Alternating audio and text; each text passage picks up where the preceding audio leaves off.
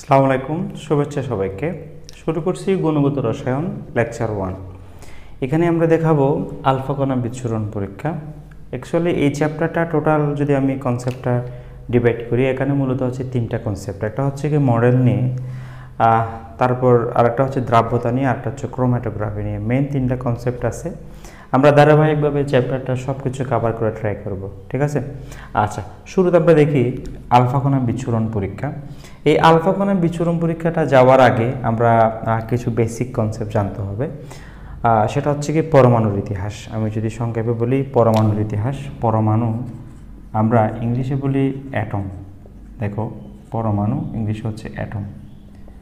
So এই বিষয়টা নিয়ে একটু বিস্তারিত জানা দরকার। না হয় বিস্তারিত না জানলে আমরা এটার পারপাসটা বুঝবো না। সেটা হচ্ছে কি, যেমন এই পরমাণুর নামটা দেন হচ্ছে কি ডেমোক্রিটাস। ডেমোক্রিটাস এই নামটা দেন, যে পরমাণু জিনিসটা অ্যাকচুয়ালি কি। সো এ মানে হচ্ছে না, এ আর টমটা আসছে টমস শব্দটা থেকে, টমস। এ মানে হচ্ছে না, টমস মানে হচ্ছে ভাঙা। যেটা ভাঙা যাবে না সেটাই হচ্ছে পরমাণু। কিন্তু কথার সাথে কাজের মিল নেই। এই জন্য মিল নেই, কারণ আমরা এখন জানি পরমাণুকে ভাঙলে কি পাই, বাইরে ইলেকট্রন পাই। আচ্ছা, ইলেকট্রন পাই। আর কেন্দ্রে আমরা কি পাই, প্রোটন নিউট্রন পাই। এখন এটা আমরা একটা ছোট বাচ্চাও বুঝে, কিন্তু এটা কিন্তু এত সহজ কোনো জার্নি ছিল না। কারণ আমরা জানি ইলেকট্রন আবিষ্কার করেন J Thomson, proton neutron, proton আবিষ্কার করেন হচ্ছে কি রাদারফোর্ড, নিউট্রন আবিষ্কার করেন হচ্ছে চ্যাডউইক। হ্যাঁ, এটা অনেক হিস্ট্রি আছে, আমরা আস্তে আস্তে বুঝবো। আপাতত দেখো, এ মানে হচ্ছে না, টমস মানে হচ্ছে ভাঙা। অর্থাৎ পরমাণুকে আর ভাঙা যায় না, কিন্তু দেখা যাচ্ছে না পরমাণুকে ভাঙা যায়। সো কথার সাথে কাজের মিল নেই, সেটা আমরা এখনও দেখব। এই পরমাণুর নামটা দেন হচ্ছে কণাদ। প্রাচীন ভারতীয় বিজ্ঞানী কণাদ, খ্রিস্টপূর্ব 600 অব্দের দিকে, অর্থাৎ প্রায় আজ থেকে 2700 বছর আগে। এই কণাদ এবং ডেমোক্রিটাস এগুলো সমসাময়িক। ওনারা গ্রিক দার্শনিক, ডেমোক্রিটাস গ্রিক দার্শনিক, আর পরমাণু এই নামটা দেন হচ্ছে কণাদ, প্রাচীন ভারতীয় বিজ্ঞানী কণাদ। সো আমরা যে পরমাণুটা বলি পরম অণু, যেটাকে আর ভাঙা যায় না। কিন্তু দেখো, পরম প্লাস অণু, যেটাকে আর ভাঙা যাবে না, পরম অণু, একদম এটাই রাইট, এটাই সঠিক। পদার্থের এই অবস্থাটাকে আর ভাঙা যাবে না, কিন্তু কথার সাথে কাজের মিল নেই। সো এগুলো সমসাময়িক বিষয়, আজ থেকে প্রায় 2700 বছর আগে বলা যায়। অবশ্য এই ডেমোক্রিটাসের আগে একজন দার্শনিক এটা নিয়ে মতবাদ দিয়েছিলেন, সেটার নাম হচ্ছে, ওনার নাম ছিল লেউকিপুচ। কিন্তু উনি লিখিত বক্তব্য দেন নাই, আর লিখিত বক্তব্য দিয়েছিলেন ডেমোক্রিটাস। এই জন্য ডেমোক্রিটাসকে পরমাণুবাদের একদম প্রথম দিকে সায়েন্টিস্ট হিসেবে কাউন্ট করা হয়। ডেমোক্রিটাসের পরে এসে এটা প্রায় খ্রিস্টপূর্ব 600 অব্দের দিকে। এরপর যখন এরিস্টটল আসলো, এরিস্টটল এসে বললো যে না, পরমাণুকে ইচ্ছা মতো ভাঙা যায়। যেহেতু পরমাণুকে ইচ্ছা মতো ভাঙা যায়, তাহলে আর কোনো কথা নেই। ওনার কথা সবাই মেনে নিল। প্রায় 300 বছর পরে, খ্রিস্টপূর্ব 320-এর দিকে, এখানে একটা বিষয় লক্ষণীয়, সেটা হচ্ছে এই এরিস্টটল অনেক কিছু অবদান আছে ওনার। যেমন প্রাণীবিজ্ঞানের জনক বলা হয় এরিস্টটল, রাষ্ট্রবিজ্ঞানের জনক বলা হয় এরিস্টটল। ওনাদের বহুমুখী প্রতিভা থাকার কারণে মানুষ ওনাদের কনসেপ্টটা মেনে নিল যে না, যেহেতু মহামতি এরিস্টটল বলেছেন যে পরমাণুকে ভাঙা যায়, তাহলে পরমাণুকে ইচ্ছা মতো ভাঙা যায়। আচ্ছা, এরপরে অনেক দিন মানুষ এটা মেনে নিল। এরপর 1600 সালের দিকে এসে জন ডাল্টন এসে বলল যে না ভাই, পরমাণু অবিভাজ্য,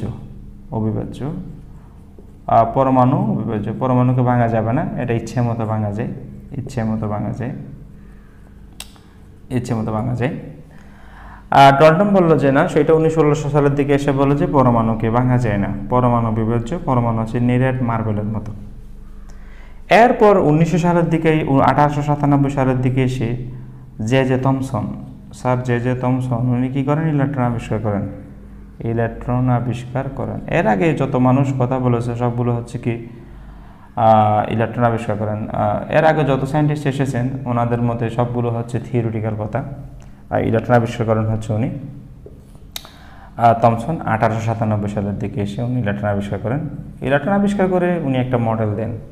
এই যে আমরা ইলেকট্রন আবিষ্কার করে বলি ইলেকট্রন, আরও একটা ইনফরমেশন মজার বিষয়, সেটা হচ্ছে থমসন ইলেকট্রন আবিষ্কার করেন, ভালো কথা। থমসনের ছেলে নোবেল প্রাইজ পায় 1937-এ, ইলেকট্রন তরঙ্গধর্মের জন্য, জেপি থমসন। হ্যাঁ, সো এটা দেখি আমরা। তো থমসন যে ইলেকট্রন আবিষ্কার করেন, উনি প্রথম সায়েন্টিস্ট যে কী করেন, ইলেকট্রন আবিষ্কার করেন। ইলেকট্রন আবিষ্কার করেন, সে একটা মডেল দেন। সেই মডেলটা হচ্ছে এরকম যে এটাকে বলা হয় থমসন পরমাণু মডেল। থমসন পরমাণু মডেল, থমসন পরমাণু মডেল, বা এটাকে অ্যাকচুয়ালি আরেকটা নাম আছে, সেটা হচ্ছে এরকম প্লাম পুডিং অ্যাটম মডেল বলে, plum pudding atom model, atom model. So এটা অনেকটা বলতে গেলে তরমুজের মতো। এই মডেলটা দেন হচ্ছে কি 1899 সালের দিকে, 2 বছর পরে উনি মডেলটা দেন। সেটা হচ্ছে এরকম, তরমুজে যেমন বিসিগুলো আছে, উনি সেটাকে বলেন ইলেকট্রন, বাকি অংশটাকে পজিটিভ চার্জ হিসেবে অভিহিত করেন।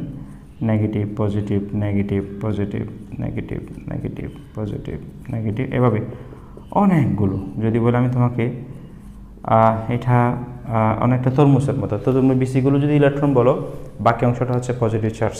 হ্যাঁ, আবার প্লাম পুডিং বলা হয় এই কারণে, ফ্রুট কেক, যেমন ফ্রুট কেকের চেরি বা কিশমিশগুলোকে যদি ইলেকট্রন বলো, তাহলে পুরো অংশটা হচ্ছে পজিটিভ চার্জ। তো এইভাবে করে অ্যাকচুয়ালি কি থাকে ইলেকট্রন এবং প্রোটনের বিন্যাস কি এরকম। আমরা এখন মডার্ন সায়েন্সে যেটা জানি সেটা হচ্ছে এরকম, অনেকটা বলতে গেলে এই কেন্দ্রেই থাকে পজিটিভ চার্জ এবং বাইরে থাকে ইলেকট্রন, বাকি জায়গায় পজিটিভ চার্জ নাই। কিন্তু ওনার মতে যে পরমাণু সব জায়গায় কি আছে, পজিটিভ চার্জ নেগেটিভ চার্জ আছে। এটা অনেকটা একটা তরমুজের মতো, বিসিগুলো যদি ইলেকট্রন বলো, বাকি অংশটা পুরোটাই পজিটিভ চার্জ। এবং তোমরা জানো কিনা জানি না, এইটাই হচ্ছে পরমাণুর প্রথম মডেল। এরপর আসছে রাদারফোর্ড মডেল। আচ্ছা, তাহলে দেখো আমরা একটু দেখি, এই মডেলটা পরবর্তীতে বাতিল হয়ে যায় কি পরীক্ষার মাধ্যমে, রাদারফোর্ডের আলফা কণা বিচ্ছুরণ পরীক্ষার মাধ্যমে। অর্থাৎ আমরা যে পরমাণু কেন্দ্রটাই পজিটিভ বলি, এই জায়গাটাই পজিটিভ বলি, নিউট্রনেতে কোনো চার্জ নেই। সো এই কনসেপ্টটা, এই মডেলটাকে বাতিল করে যে এখানে আসলাম, এইটা করলো রাদারফোর্ড সাহেব। এই জন্য রাদারফোর্ড হচ্ছে কি পজিটিভ চার্জের আবিষ্কারক বা প্রোটনের আবিষ্কারক। সো এটা কীভাবে হইল সেটাই আমরা এখন দেখব, ঠিক আছে। সো একটু দেখি, তাহলে আমরা কনাদ এবং ডেমোক্রিটাসের কনসেপ্ট বুঝলাম। পরমাণু অবিভাজ্য, উনি নাম দেন পরমাণু, উনি নাম দেন অ্যাটম। এ মানে হচ্ছে না, টমাস মানে হচ্ছে ভাঙা, বা আমরা পরমাণু যদি বলি পরমাণু, যেটা কার ভাঙা যাবে না, সেটা হচ্ছে কি পরমাণু।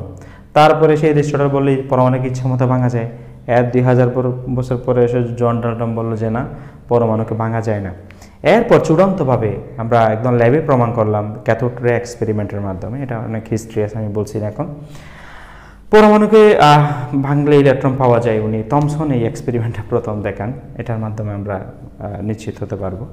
আচ্ছা, উনি এই মডেল ইলেকট্রন আবিষ্কার করার পর একটা মডেল দেন যে তরমুজের বিসির মতো ইলেকট্রনগুলো থাকে, বাকি অংশটা পজিটিভ চার্জযুক্ত। সো কিন্তু আমরা এটা এভাবে থাকে না, প্রকৃতপক্ষে এভাবেই থাকে। সো এই এক্সপেরিমেন্টটা আমরা এখন শিখবো কিসের মাধ্যমে, আলফা কণা বিচ্ছুরণ পরীক্ষার মাধ্যমে। সো এখানে একটু বিষয় বলা ভালো, সেটা হচ্ছে আলফা কণা জিনিসটা অ্যাকচুয়ালি কি। আমরা জানি তেজস্ক্রিয় মৌলগুলো ভাঙলে আলফা, বিটা, গামা 3 ধরনের রশ্মি নির্গত হয়। সো এর মধ্যে আলফা রশ্মি হচ্ছে পজিটিভ চার্জযুক্ত। মানে অনেকটা বলতে গেলে আমরা যেটা বলি সেটা হচ্ছে এইরকম, আমরা আলফা রশ্মি জিনিসটা হচ্ছে একটা তেজস্ক্রিয় মৌল যদি নাও, হ্যাঁ, ধরো এটা একটা রেডিয়াম নিছো, এখানে রেডিয়াম আছে, আর এটা একটা লেডের পাত্র, লেড নির্মিত পাত্র। আচ্ছা, এখানে কি হয় জানো, একটা এক্সপেরিমেন্ট করা হয়। এই নিয়ে এক্সপেরিমেন্টটা প্রথম মাদাম গুরি করেন। সেটা হচ্ছে এরকম, এখানে একটা পজিটিভ প্লেট রাখা হয়, ফটোগ্রাফিক প্লেট বলা হয় এগুলোকে। এটা একটা নেগেটিভলি চার্জড প্লেট, আর এটা একটা নিউট্রাল প্লেট থাকে। সো ফটোগ্রাফিক প্লেট বলা হয় এগুলোকে। এখন এখান থেকে যেহেতু রে বের হচ্ছে, একটার এদিকে যায় আর একটার এদিকে যায়, আর একটা সোজা চলে যায়। আচ্ছা, যেটা সোজা চলে যায় সেটাকে বলা হয় গামা রশ্মি, সেটা পজিটিভ নেগেটিভ কোনোটাই না। যেটা নেগেটিভের দিকে যায় সেটা হচ্ছে আলফা রশ্মি, এটা হচ্ছে ধনাত্মক চার্জযুক্ত রশ্মি। যেটা পজিটিভের দিকে যায় সেটা হচ্ছে কি বিটা রশ্মি বলা হয় এটাকে, এটা হচ্ছে এর মধ্যে ইলেকট্রন প্রবাহ।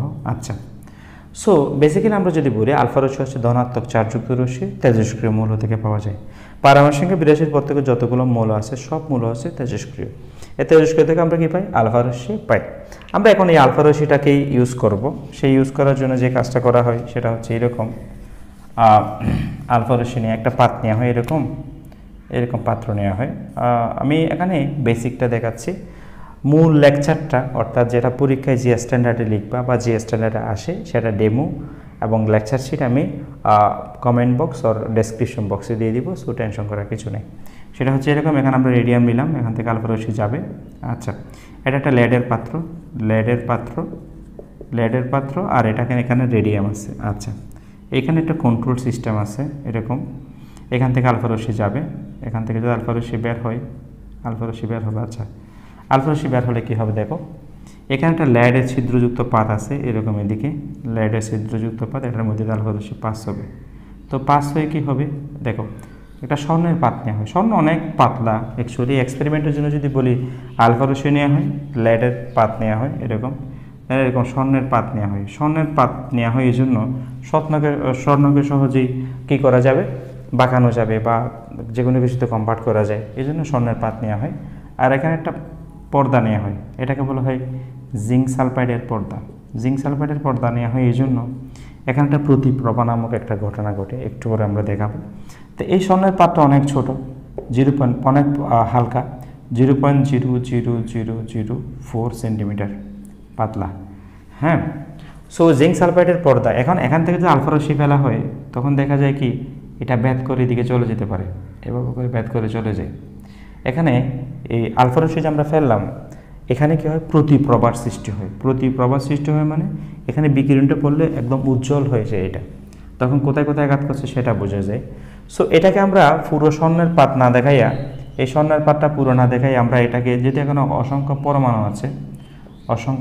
আছে, আমরা একটা পরমাণু নিয়ে যদি করি দেন বোঝা যায়।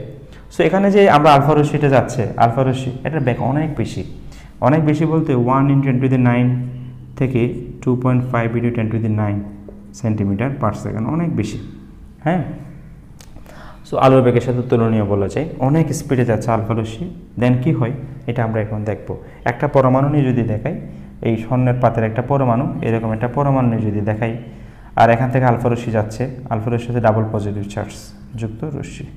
আলফা রশ্মি যদি যায়, এখান থেকে আলফা রশ্মি যদি যায়, একে যদি আঘাত করে কেমন হয়, এটা হচ্ছে গোলাকার পর্দা, জিঙ্ক সালফাইডের পর্দা। সো এই পর্দাকে সে কী করতে পারে, আঘাত করতে পারে। সেটা কীরকম, যে দেখো এখানে প্রায় 99% আলফা রশ্মি ব্যাধ করে চলে যায়, প্রায় 99%। তাহলে বলো, এই যে থমসন যে কনসেপ্টটা দিয়েছিল যে সব জায়গায় পজিটিভ চার্জ আছে, মানে এরকম নেগেটিভ পজিটিভ এভাবে যে আছে, সব জায়গায় পজিটিভ চার্জ উনি কাউন্ট করলো নেগেটিভ পজিটিভ, এটা কিন্তু রাইট না। কারণ আমরা দেখব যে সব জায়গায় কিন্তু কি নাই, পজিটিভ চার্জ নাই এবং খুব অল্প জায়গায় জুড়ে আছে। কারণ যেহেতু আলফা রশ্মি হচ্ছে ডাবল পজিটিভ চার্জযুক্ত রশ্মি, সো আলফা রশ্মিটা একটা তেজস্ক্রিয় রশ্মি বা পজিটিভ রশ্মি, এটার চার্জ হচ্ছে ডাবল পজিটিভ। এটা অনেকটা বলতে গেলে হিলিয়াম থেকে 2টি ইলেকট্রন বের করে ফেললে যেটা পাওয়া যায় সেটা হচ্ছে মূলত আলফা রশ্মি। হ্যাঁ, তো আলফা রশ্মি আমরা ফেললে কি হয়, যেহেতু আলফা রশ্মি পজিটিভ চার্জযুক্ত রশ্মি, এটা বিনা বাধায় 99% ভেদ করে পর্দাকে আঘাত করে এবং উজ্জ্বলভাবে বিকিরণটা ধরা পড়ে। সো এখান থেকে আমরা বলতে পারি পরমাণু 99% জায়গা ফাঁকা, এখানে যদি ইলেকট্রন থাকে ওই ইলেকট্রন এটাকে প্রতিহত করতে পারে না। সো এখানে একটা বিষয়, সেটা হচ্ছে কি কেন্দ্রটা খুব অল্প জায়গায়, যদি বলি আমি এই জায়গায়, এটাই হচ্ছে কেন্দ্র। এবং এখানে আমরা যে আলফা রশ্মি ফেলছি এটা 99% ভেদ করে চলে যেতে পারে। 20,000-এর মধ্যে একটা কণা ধাক্কাকে বিপরীত দিকে চলে আসে, প্রতি 20,000-এর মধ্যে একটি আলফা রশ্মি ধাক্কাকে বিপরীত দিকে চলে আসে। কিছু আলফা রশ্মি এরকম বিক্ষিপ্ত হয়, ধাক্কাকে এদিকে চলে যায় 90 ডিগ্রি বা তার বেশি গুণে বেগে যায়। সো এখানে মাত্র 20,000-এর মধ্যে একটা কণা বিপরীত দিকে ধাক্কাকে চলে আসে, এটার মিনিং কিন্তু খুব স্পষ্ট। সেটা হচ্ছে কি, যেহেতু আলফা রশ্মি পজিটিভ চার্জযুক্ত রশ্মি, ডাবল পজিটিভ চার্জযুক্ত রশ্মি, এবং যেহেতু এটা ধাক্কাকে বিপরীত দিকে চলে এসেছে, সো তার মানে দেখা যাচ্ছে এখানে পজিটিভ কিছু আছে এবং এটা হচ্ছে ভারী, না হয় ধাক্কাকে বিপরীত দিকে চলে আসতো না। সো এই এক্সপেরিমেন্ট থেকে আমরা বলতে পারি পরমাণুর সব জায়গায় কিন্তু পজিটিভ চার্জ নাই, শুধু একটা নির্দিষ্ট ছোট একটা জায়গার মধ্যে কি আছে, পজিটিভ চার্জ আছে। এবং এটাই হচ্ছে নিউক্লিয়াস। দেখো রাদারফোর্ড প্রোটন আবিষ্কার করেন, থমসন ইলেকট্রন আবিষ্কার করেন, কিন্তু নিউট্রন নামক একটা বিষয় যে আছে, এই এক্সপেরিমেন্ট হচ্ছে 1909 সালের এক্সপেরিমেন্ট। দেখো ইলেকট্রন আবিষ্কার করেন হচ্ছে 1897 সালে, থমসন মডেল দেন হচ্ছে 1899 সালে। এই এক্সপেরিমেন্টটা হচ্ছে কি 1909 সালে, এটা রাদারফোর্ড কর্তৃক। আর রাদারফোর্ড ছিল থমসনের স্টুডেন্ট, আসলে লাইক টিচার লাইক স্টুডেন্ট। উনি টিচার ভুল বললো, একটা মডেল দিল, স্টুডেন্ট সেটাকে ভুল প্রমাণ করে রাইটটা দিল।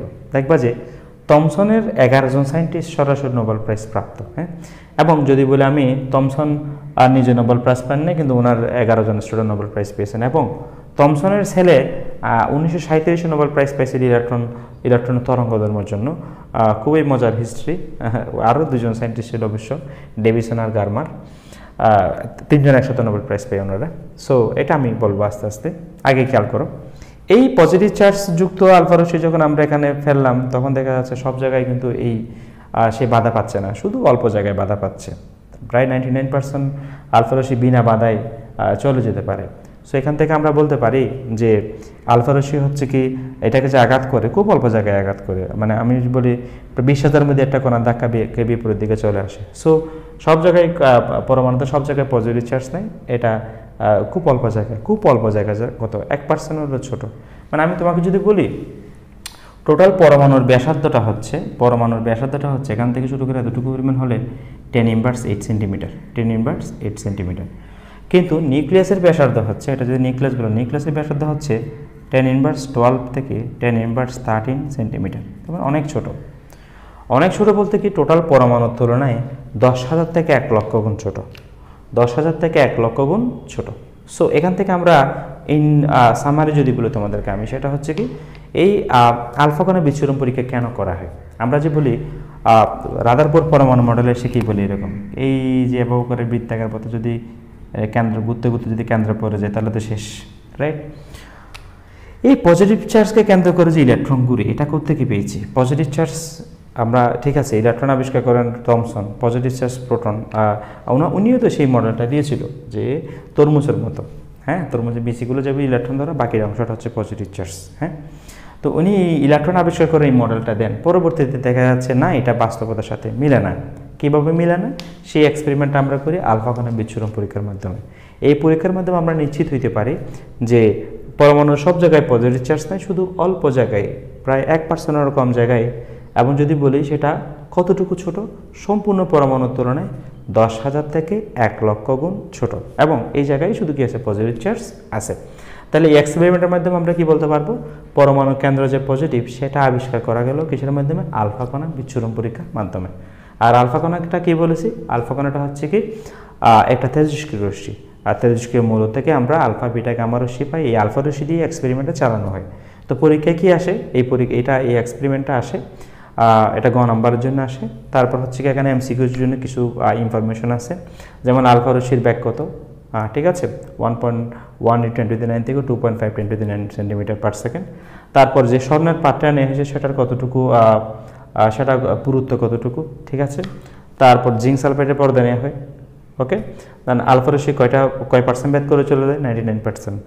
আর কতটা ধাক্কাকে 20,000-এর মধ্যে একটা কণার ধাক্কাকে বিপরীত দিকে চলে আসে। আর এই পরমাণুর আকার কত, পরমাণুর ব্যাসার্ধ হচ্ছে 10⁻8 সেন্টিমিটার, কিন্তু নিউক্লিয়াসের ব্যাসার্ধ হচ্ছে 10⁻12 থেকে 10⁻13 সেন্টিমিটার। এটার অর্থ বলেছি সম্পূর্ণ পরমাণুর তুলনায় নিউক্লিয়াসটা 10,000 থেকে 1 লক্ষ গুণ ছোট।